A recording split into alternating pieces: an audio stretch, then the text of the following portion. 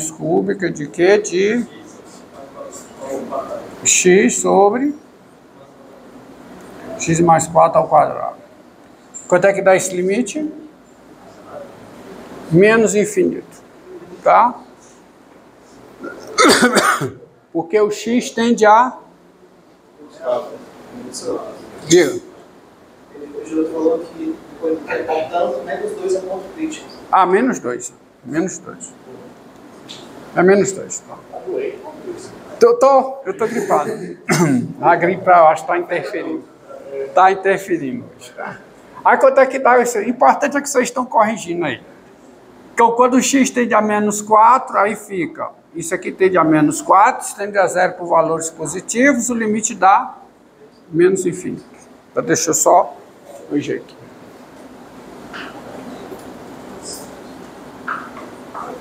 Tendendo a menos 4, tá? Então, tá aí, tá menos infinito, mais infinito. Portanto, tá? Conclusão. Conclusão. Assim, você tem mais 2 pontos críticos. Quais são os pontos críticos? Assim, f não é diferenciável. F não é diferenciável. Aonde? Em 0 e em menos 4. Logo, 0 e menos 4 são também o quê? Pontos críticos. São pontos críticos da função f. Pronto. Tá? São pontos críticos da função f. Então, eu tenho 3 pontos críticos. Essa função tem... E só são esses, né? Quais são? Menos 2, onde a derivada é 0. E 0 e menos 4, onde não tem derivada. Tá? Então, são esses três pontos críticos. Tá? Aquilo que eu tinha falado com o senhor sobre aquele resultado que você só valia para a raiz enésima de x ao quadrado. Certo. Se a gente considerar a raiz cúbica de u, por exemplo, e substituir o u como a proposta, Certo. não Certo. valeria? Não, porque é o seguinte, cara, a regra da cadeia, ela se responsabiliza por diferenciabilidade. A regra da cadeia não afirma coisa alguma sobre não diferenciabilidade.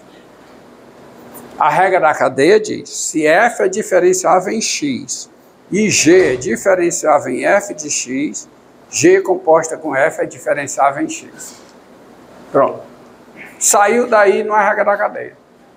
A regra da cadeia não é um si somente si, para você concluir não diferenciabilidade. Tá certo? Por isso é que entra o exemplo, raiz enésima de x elevado a m. Tá?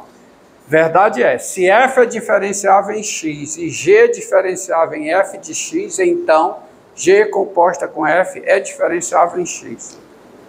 O que você está querendo usar é a recíproca. Não, a recíproca não é verdadeira. Tá? Não é verdadeira a recíproca da regra da cadeia. Eu posso ter a G composta com F diferenciável sem ter as duas diferenciabilidades da hipótese da regra da cadeia. Tá? Então tem que outros resultados. Mas eu acredito que está certo, não está? Depois de indas e vindas aí está correto. Agora vamos a um resultado aqui. Proposição, tá? Proposição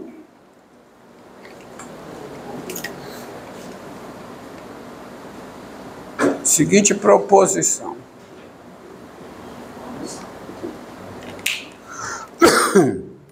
Sejam P um número real e F uma função. Tá? Se P é ponto de extremo local de f, isto é ponto de máximo local ou é ponto de mínimo local, então P é ponto crítico de f.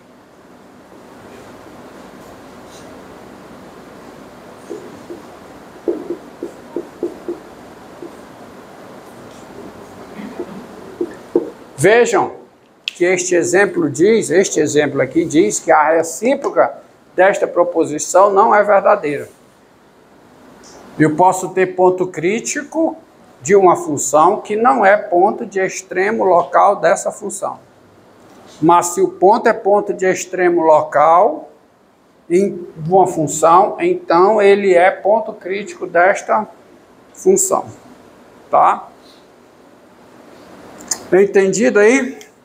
Vejamos. Vejamos aí.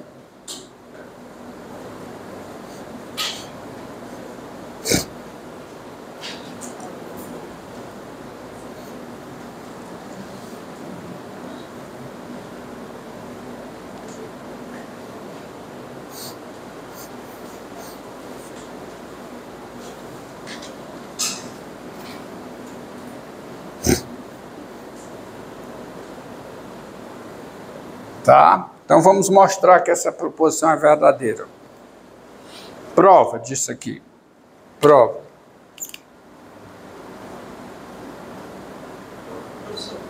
Diga. O intuito desse exemplo não era mostrar que eles não, que 0 e 4 não são pontos extremos? Não. Eu me propus com esse exemplo a encontrar pontos críticos da função. Pontos críticos da função. Tá? Propus pontos críticos. Eu fiz, tá? Agora vamos aqui, essa proposição. Se P é ponto de extremo local de F, então por que P é ponto crítico de F? A intuição diz isso. Vamos ver se isso é verdade. Ó, eu uso essa terminologia extremo local para designar um ponto que é de máximo local ou de mínimo local. Então vamos admitir que P é ponto de máximo local de F. O que diz a definição, hein? Se P é ponto de máximo local de F, o que a definição diz sobre P?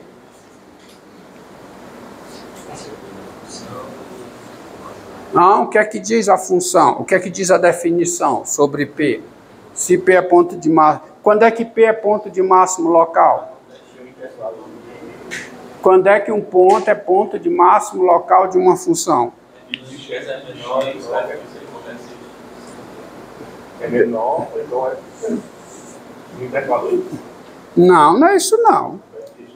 Ponto de máximo local tem uma definição bem clara para isso. Um ponto é ponto de máximo local quando ele é o quê? Não, não tem nada com derivada. Aula passada, definição de máximo, eu nem mencionei derivada. Eu não fiz uma derivada na aula passada. Não, não é isso não. Quando é que um ponto é ponto de máximo local de uma função?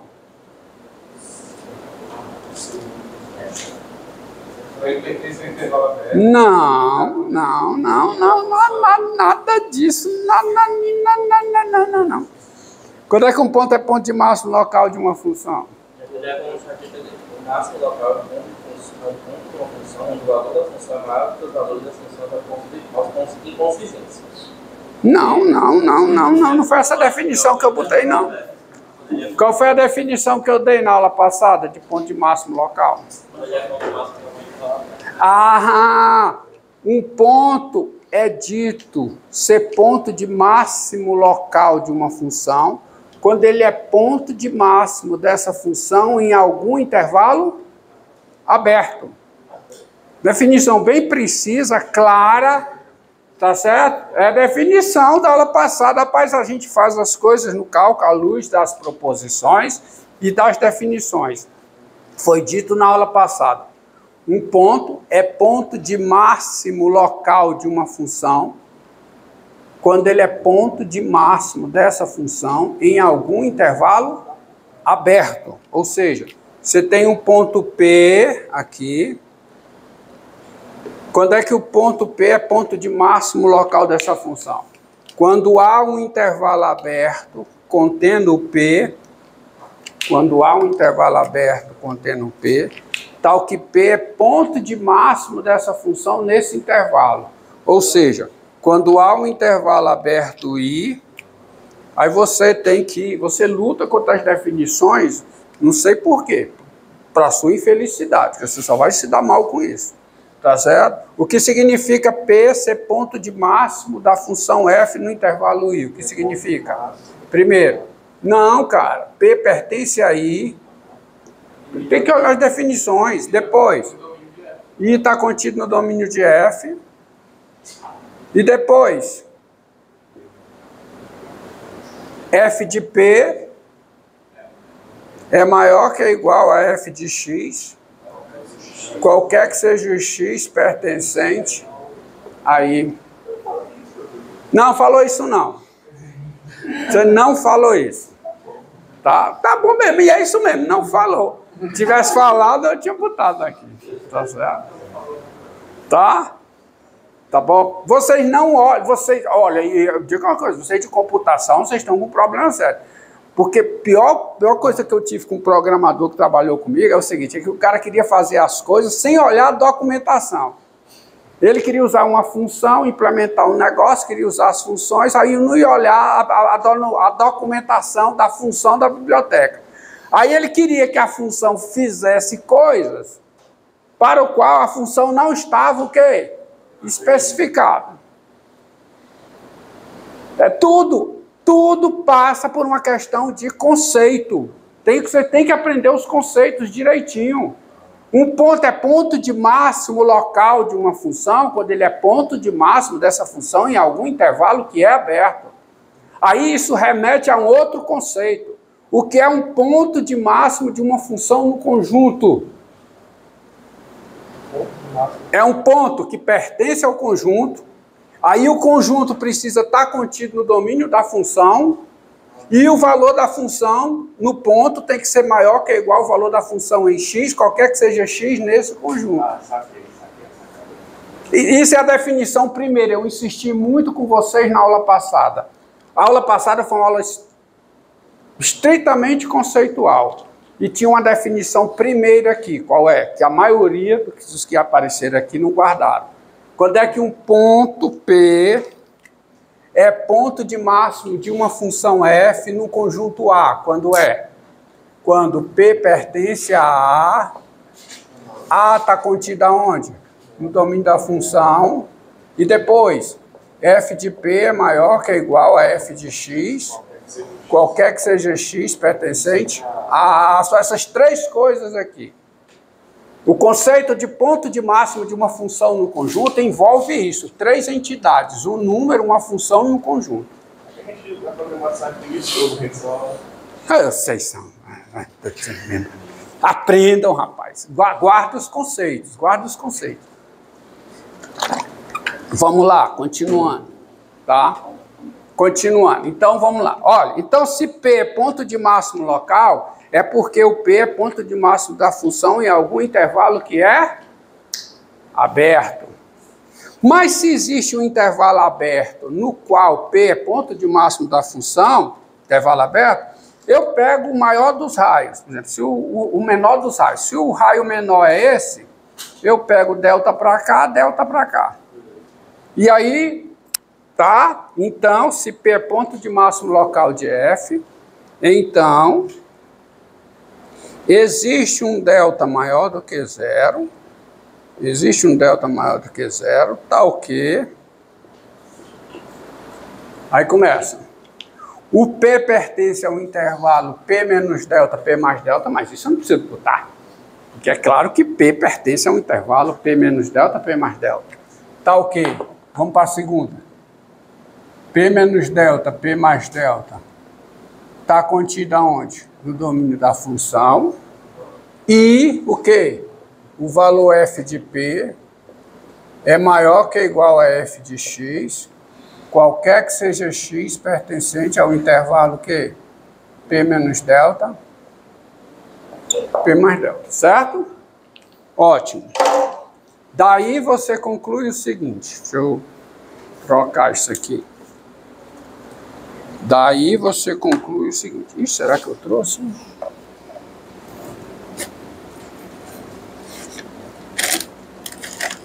Daí você conclui o seguinte coisa. Hoje não fez o papuco. Daí você conclui o seguinte, ó. Tá ok, isso aqui acontece. Então daí você tem duas coisas, ó. Daí você tem o seguinte. Analise, me diga o que é que acontece com essa diferença aqui, ó.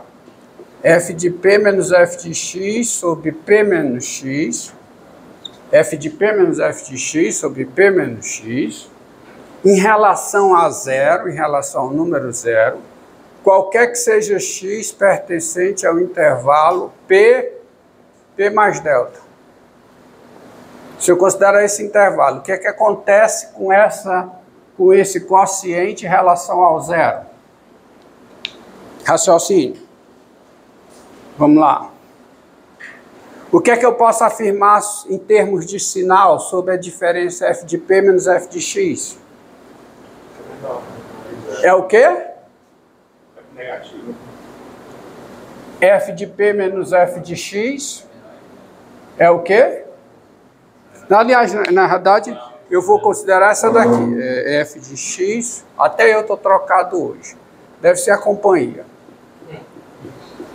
F de x menos f de P sobre x menos P. Agora me responda agora. Você respondeu certo antes, agora responda o que eu mudei.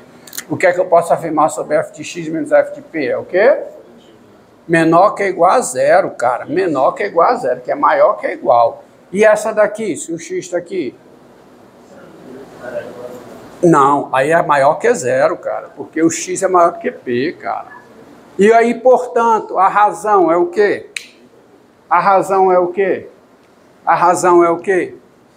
Menor que ou igual a zero, maior que zero é o quê? Menor que ou igual a zero. E agora pegue a mesma coisa, f de x menos f de P, sobre x menos P, em relação ao zero, mas qualquer que seja o x pertencente ao intervalo P menos delta P. Agora está antes do P. Aí agora, o quê? Continua sendo menor que ou igual a zero, né? Agora embaixo é o quê? Hã? Menor que zero. Então, quando eu pego a razão, é o quê? Maior que ou igual a zero. Correto? Tá? Portanto, ó, eu tenho isso, pronto. Então é o seguinte. Há duas possibilidades, ó. Há duas possibilidades somente. Há duas possibilidades somente. Só essas duas possibilidades. Esse somente aqui é até desnecessário. A F não é diferenciável em P. A F não é diferenciável em P. Ou a F é diferenciável em P. Há duas possibilidades. Tu tá vivo ou tu tá morto? Tem mais alguma? Não, não tem nenhuma. Então há duas possibilidades, só essa. Se a F não é diferenciável em P, o que é que eu posso dizer sobre P? É ponto crítico. Então não tenho nada que fazer aqui. Agora, no caso em que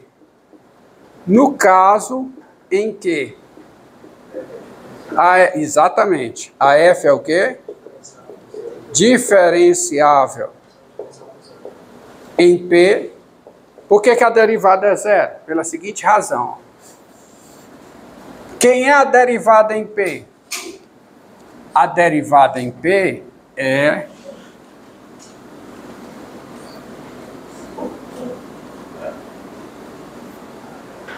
A derivada da f em p é o limite com x tendendo a p de quem?